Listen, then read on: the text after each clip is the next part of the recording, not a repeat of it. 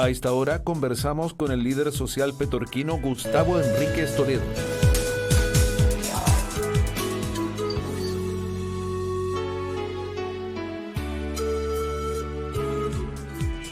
A esta hora conversamos con el líder social petorquino Gustavo Enríquez Toledo. A esta hora conversamos con el líder social petorquino Gustavo Enríquez Toledo. A esta hora conversamos con el líder social petorquino Gustavo Enríquez Toledo. A esta hora conversamos con el líder social petorquino Gustavo Enríquez Toledo. Bueno, tenía ahí un retorno que no me había dado cuenta. Bueno, pero ya está solucionado el tema. Estamos ya a esta hora con Gustavo Enrique.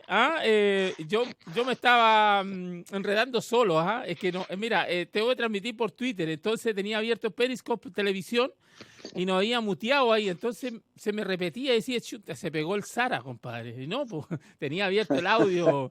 Ya estamos al aire con Gustavo Enrique, como todos los martes, a partir de las 10 de la mañana, con un dirigente social, un profesor. Bueno, tiene un currículum tremendo, nuestro amigo tan joven, pero ha avanzado harto en los conocimientos en esta vida. Quiero saludarlo nuevamente. Bienvenido a HD Radio, estimado Enrique. Gustavo, perdón. Muy buenos días, Hernán. Muy buenos días, amigo mío. Muy contento de estar acá compartiendo nuevamente en la HE Radio de Cabildo para toda la provincia de Petorca. Así es.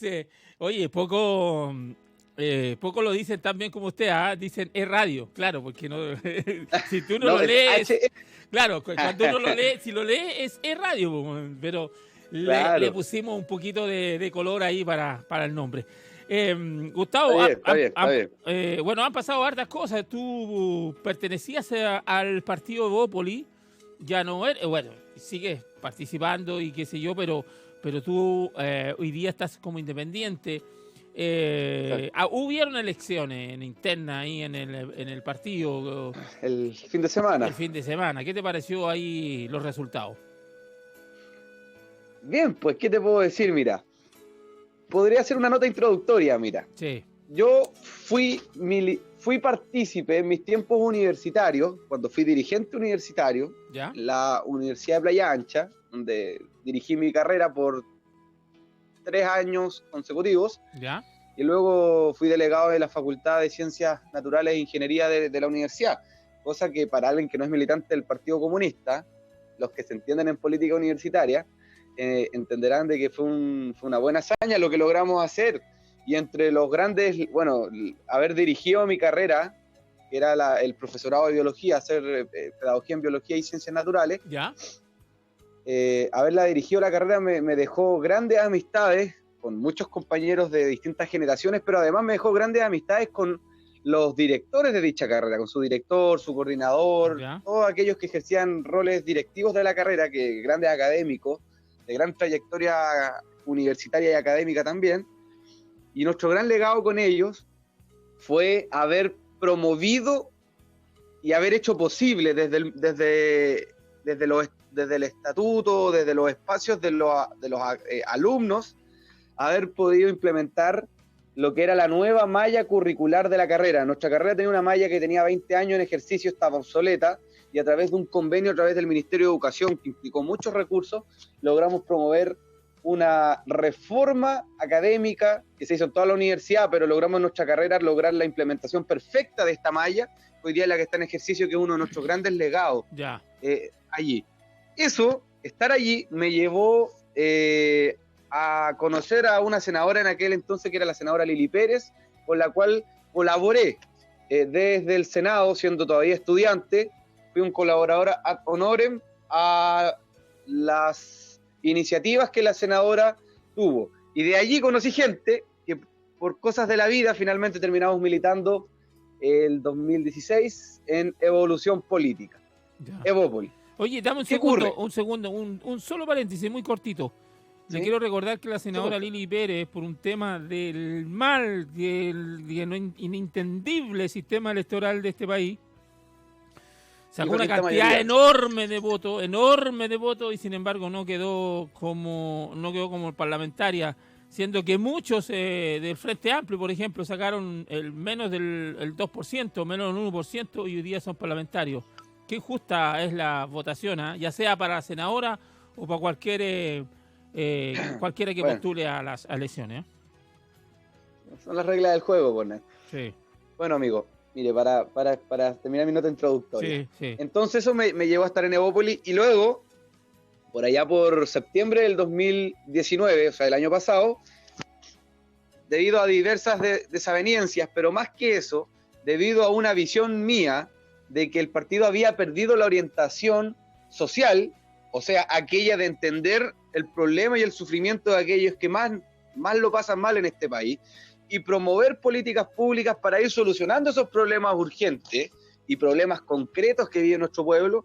Yo tenía la sensación que el partido era eso, era ese partido liberal que no se dedicaba a la cuestión meramente política, sino que estaba preocupado de entender el sufrimiento de aquellos que más mal lo pasaban y que quería empujar políticas públicas para poder solucionar esos problemas. O sea, era poner la política a disposición de la gente.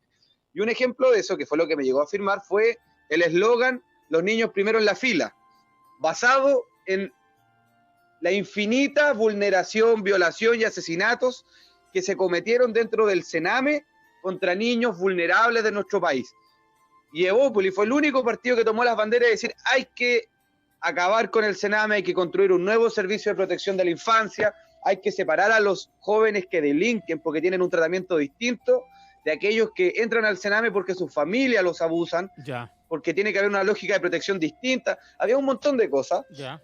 que se sintetizan en el eslogan "Los niños primero en la fila". Sí, Entonces dije, bueno, esto es lo que uno busca, partidos que más que pensar en sus propios lugares, en sus propios puestos y en el alcance del poder estatal, del Sí. alcance del poder político para darle pega a sus amigos, en vez de eso, yo esperaba un partido con una doctrina ideológica muy clara, pero con profunda vocación social, de poner a la política como un instrumento al servicio de las personas que más lo necesitaban, es que eso es lo de poder ideal. ponérselos Eso es justo, lo pero no ideal. todos lo hacen. Es que es el tema, no todos lo hacen. Sí. Y ponerse los zapatos de aquellos que más sufren, entender sus problemas, sentir esos problemas, sentir ese sufrimiento, que es en parte lo que yo hago para poder entender los problemas de Petorca. Cuando uno sale a recorrer, yo me quedo tardes enteras recorriendo sectores rurales y conversando con la gente. Y la gente me dice: Gustavito, don Gustavo, bueno, de distintas formas, pero me dicen: nadie, y mucho menos políticos de esta zona, se han dado el tiempo de escucharnos 4 horas y recorrer todo el cerro con nosotros, entendiendo lo que nos pasa. Porque eso es lo que esperan las personas de nosotros. Esperan que nosotros nos pongamos en sus zapatos, en su sufrimiento, para que podamos entender realmente por lo que pasan, para darle la urgencia necesaria y poderle solucionar sus problemas desde el Estado. Entonces, cuando yo veo a Evópolis poniéndose en el zapato de esos niños que sufrían y que nadie estaba dispuesto a defender, Sí. porque hay que decir una cosa: en el Sename hay mafias políticas operando, ¿ya?, que se aprovechan de los subsidios que el Estado les da a esos hogares prestadores de servicio y sacan la plata como utilidad. Esa cuestión pasó mucho, fue una cuestión que quedó al descubierto y que estaba oculto por muchos años. Hay muchos partidos ligados a ese tema.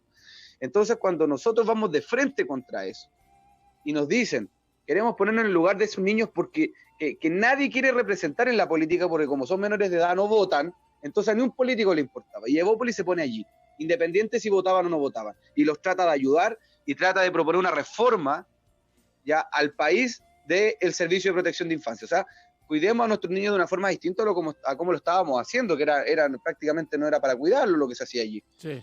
Eso me llevó a estar en el partido, pero pasado 2 o 3 años me generó la convicción, producto de analizar los distintos discursos y acciones del partido, de sus parlamentarios y de su presidente, me llevó lamentablemente a la conclusión o a la necesidad de suspender o desinscribirme por un tiempo del partido, esperando que este retome lo que en un momento fue.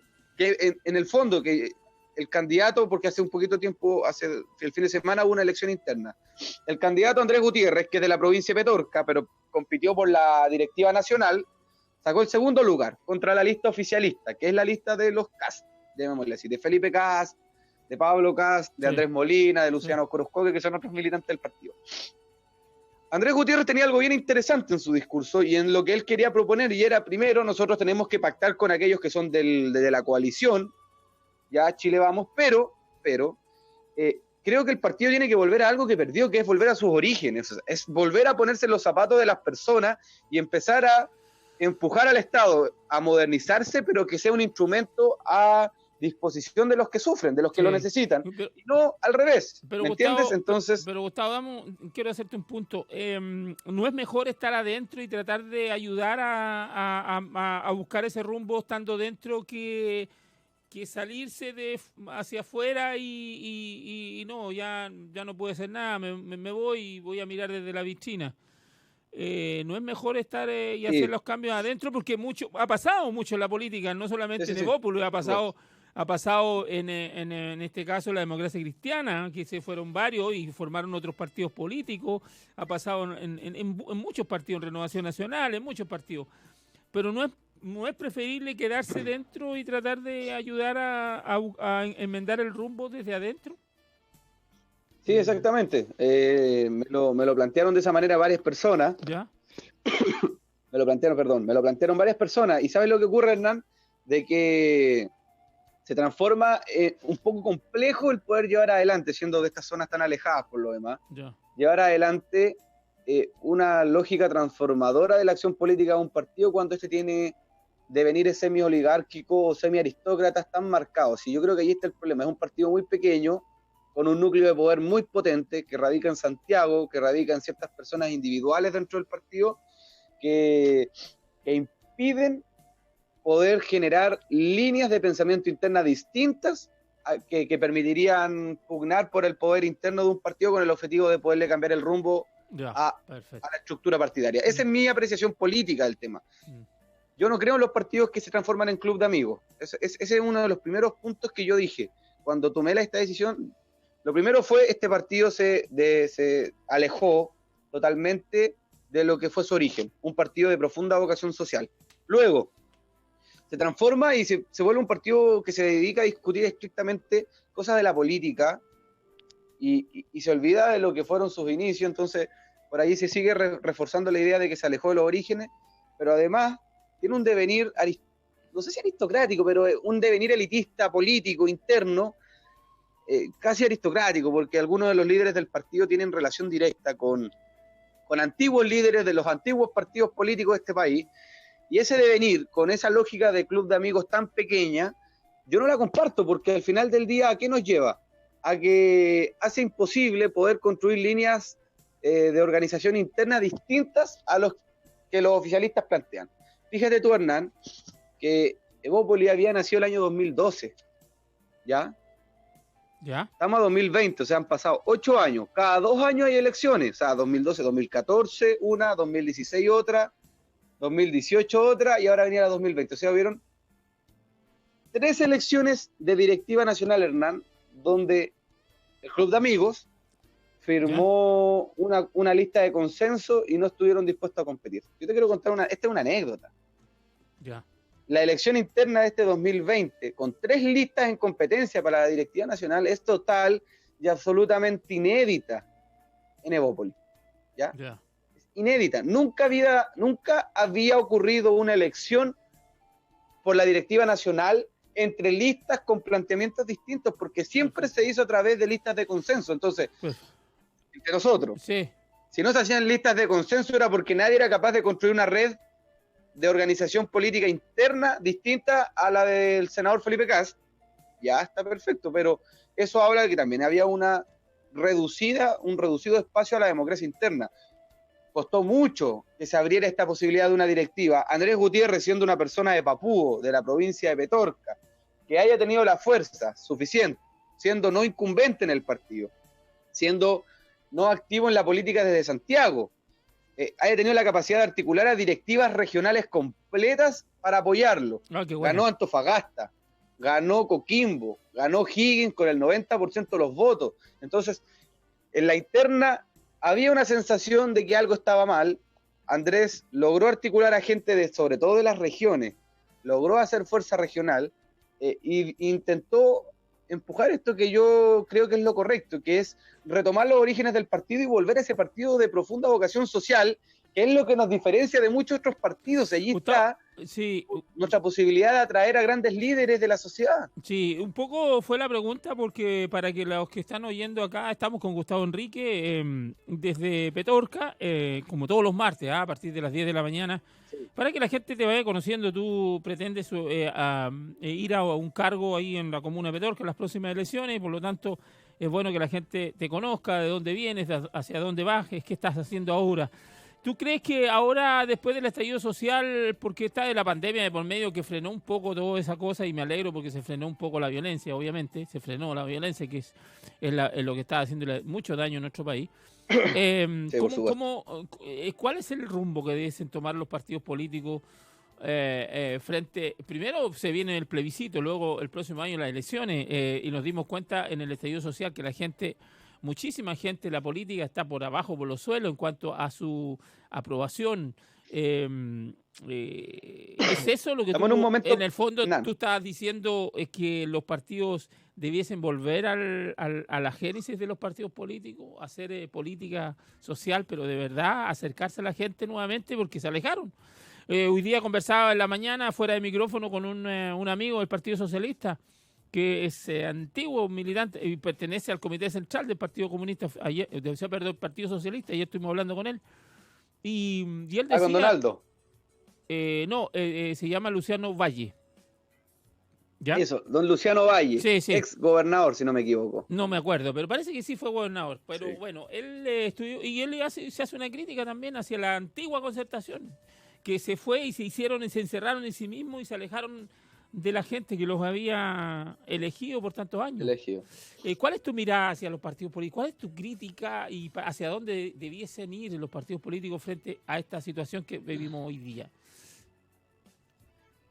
Es compleja la pregunta, sí. Porque yo creo que no hay respuestas dadas ni soluciones completas al problema. ¿Pero a qué te gustaría a ti, a ti como joven político que se ve que tienen las películas muy claritas? ¿Qué te gustaría que hicieran los partidos? ¿O que debiesen hacer los partidos? Mira, yo creo que hay una apuesta clara. Y te lo voy a plantear desde un principio básico y luego hacia dónde debiesen actuar los partidos independientes de su ideología. Así es. Comillas, esperando que sea democrática por lo demás. ¿Por qué?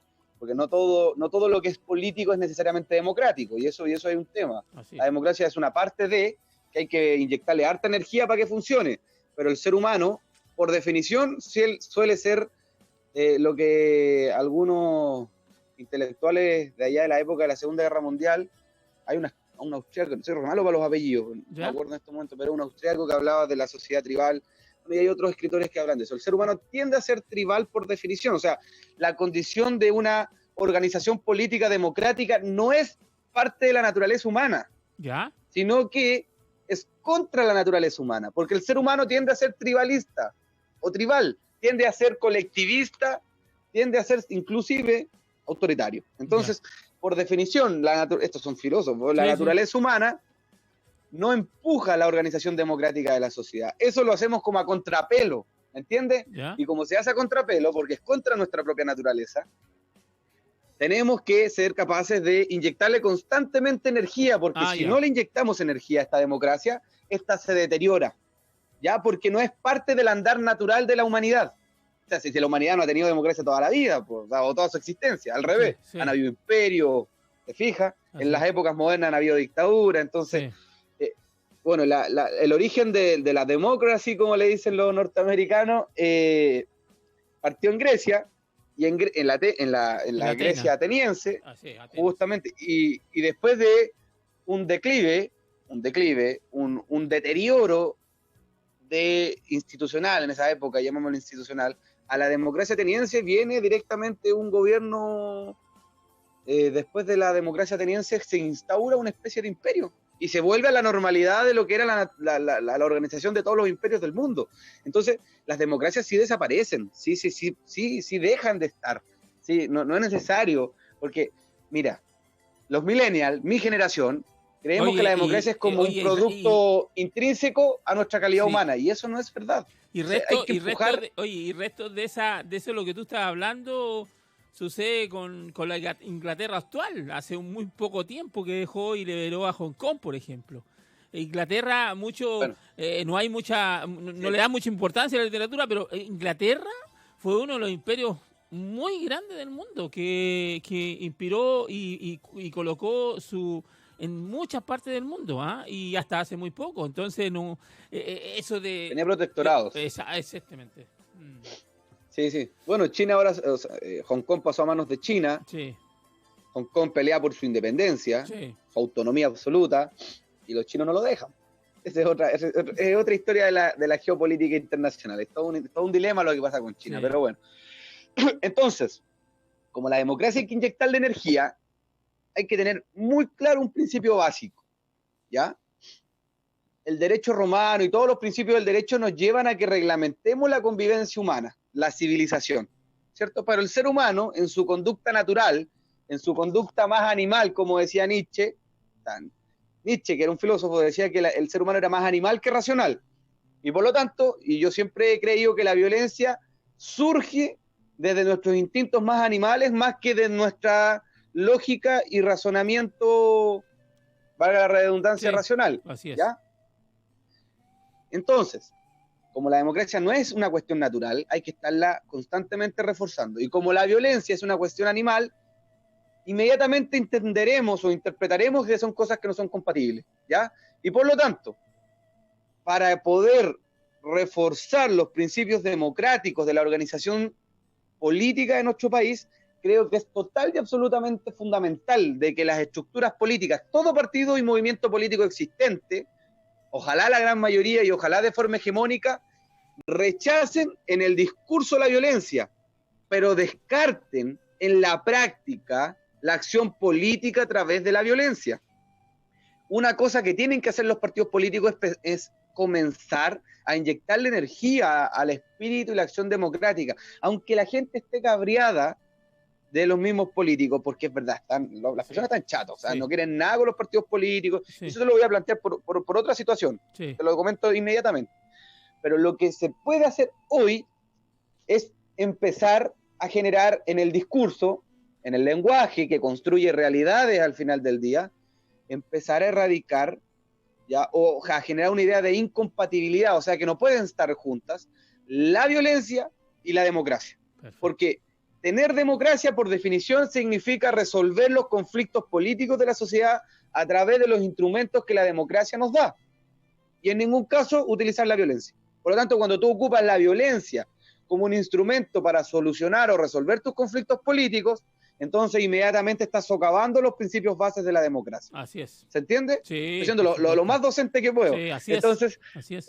Entonces, lo primero que hay que hacer es construir en el discurso, en el lenguaje, que al final del día construye realidades, que la violencia es totalmente incompatible con la democracia, que no pueden estar las dos presentes, ¿ya? Y eso tiene que legitimar la acción de la ley y la fuerza policial del Estado, no para andar reprimiendo porque sí, porque a veces se trata de llevar a ese extremo, no se trata de vulnerar derechos de nadie, sino que se trata de evitar que se vulneren derechos de individuos, o sea, impedir que se vulneren derechos de personas naturales a través de la violencia. Bueno, ¿quién tiene que asegurar eso? El Estado. Por lo tanto, la violencia desde el discurso político que construye realidades se erradica, y a la vez la ley protege nuestros derechos impidiendo que otros los vulneren porque creen que su violencia es legítima frente a nuestros derechos resguardados constitucionalmente. Esas dos cosas hay que tenerlas sumamente claras, porque más violencia a este país no le va a hacer bien. ¿Y por qué digo los partidos políticos aquí tienen un rol? Porque son ellos los llamados a acabar con la polarización del clima político. El otro día, Ortúzar, que es un sociólogo joven que está estudiando hoy día en la London School, Economic School, en Inglaterra, es un escritor que escribe todos los domingos en La Tercera, sociólogo de la Universidad Católica. Ortúzar dijo que hay casos puntuales, pero existentes, donde las élites políticas, Hernán, élites políticas, parlamentarios, diputados, senadores, gobierno, etcétera, cuando se han polarizado en extremis, ya demasiado, han generado una destrucción brutal en su sociedad. ¿Por qué dice eso? De que la polarización política fundamentalmente radica en la élite. Porque, Hernán, tú recorre, compadre, tu comuna, con tu gente, y te vas a dar cuenta de una pura cosa. La gente está preocupada porque no tiene trabajo, porque no sabe cómo Cresta va a parar la olla toda la semana, porque no sabe cómo va a alimentar y le va a dar estudio a sus hijos, ¿ya? Está preocupada porque quiere trabajar, está preocupada de sus problemas diarios, está preocupada de tantas cosas las personas. No andan todo el día pensando, no, es que este es demócrata cristiano, que este es comunista, que este es judío. La gente no anda por la vida pensando ni en la militancia del partido político, no anda pensando por la vida en la política. La gente no anda preocupada de esas tonteras. ¿Sabe por qué? De hecho, los porcentajes lo dice. Solamente el 5 o el 6% de la población participa en un partido político. Obviamente. No más que eso. No más que eso. Y el resto, el 95% son independientes. 2 minutos, estimado. Las personas viven preocupadas de sus problemas urgentes que afectan a ellos y a sus familias, en su trabajo, en otras cosas. Entonces no andan con la polarización política todo el día. ¿Quiénes promueven la polarización política? Los líderes, según Ortúzar, son los líderes políticos de la élite política, aquellos que ocupan cargos parlamentarios, etcétera, que hacen la bajada de esa polarización hacia sus cuadros militantes en los partidos, que son el 6%, y luego ese 6% se encarga de tratar de influir un poco en la sociedad, pero yo creo que ¿dónde está hoy día el eje mayor de promoción de la polarización política entre sectores? En la televisión, Hernán, de que estén todos los días los matinales políticos peleando y polarizando las posturas, yo creo que está haciendo un tremendo daño a la sociedad. Entonces, ¿cuál es la labor de los partidos políticos? Contrarrestar la polarización que se está generando en su discusión de élite, ¿ya? Dejar al pueblo tranquilo, ayudarlo a que el pueblo viva mejor, a solucionar sus problemas urgentes y dejar sus conflictos ideológicos y de modelo y de poder al final del día para otro momento. Perfecto. Eso pueden hacer los partidos políticos. Pueden ayudar a que este país se reconcilie en cierto punto. Y eso es una cuestión que hace muchos años está pendiente, Hernán Pulgar. Perfecto. Y se nos va volando en los minutos contigo. Y era interesante preguntarte tu situación política, obviamente, y para que la gente te vaya conociendo. Y eso es muy muy importante, que ser transparente, sobre todo cuando se va a postular a un cargo público. Mientras más transparente, muchísimo mejor. Yo no estoy peleado, Hernán, estoy peleado con nadie, ¿eh? Eso te lo dejo claro. Muy bien, muy bien. Fue una cuestión de principios que en un momento me pareció que no correspondía, pero no estoy peleado con nadie. Yo tengo muchos amigos en Evópolis y en otros partidos de derecha e izquierda, inclusive. Sí, pues no, lo sé, yo lo sé. Que eres una persona que se puede conversar y con mucha... Por eso una de las cosas buenas que tiene esta radio, que los invitados entienden la importancia de ser demócrata. Y ya, por supuesto, tenemos mañana, el jueves, tenemos a José Antonio Kast en el tercer programa Un plebiscito para un nuevo Chile, junto a un ciudadano a pie de Valparaíso que lo va a acompañar en el programa. Y el viernes tenemos al Meo, imagínate, tenemos al Meo, a Marco Enrique lo tenemos el viernes a partir de la mediodía. Vamos a estar conversando con Marco Enrique en el presente y futuro acá en un programa. Estamos tratando de que estos micrófonos estén a la disposición de todos, que la gente pueda escucharlo a todos y poder tomar sus propias decisiones, sus propias conclusiones de cómo está siendo manejada nuestra política en nuestro país, lo que se vienen bastantes elecciones aparte del 25 de octubre. Así que te quiero agradecer como todos los martes, Gustavo Enrique, por haber estado con nosotros. Muchas gracias, Hernán. Un abrazo a ti. Saludos a todos los que componen su radio y un abrazo enorme a todas las personas de la provincia de Petorca, pero especialmente a mis queridos vecinos de las distintas localidades de la comuna de Petorca, Chincolco y localidades adyacentes.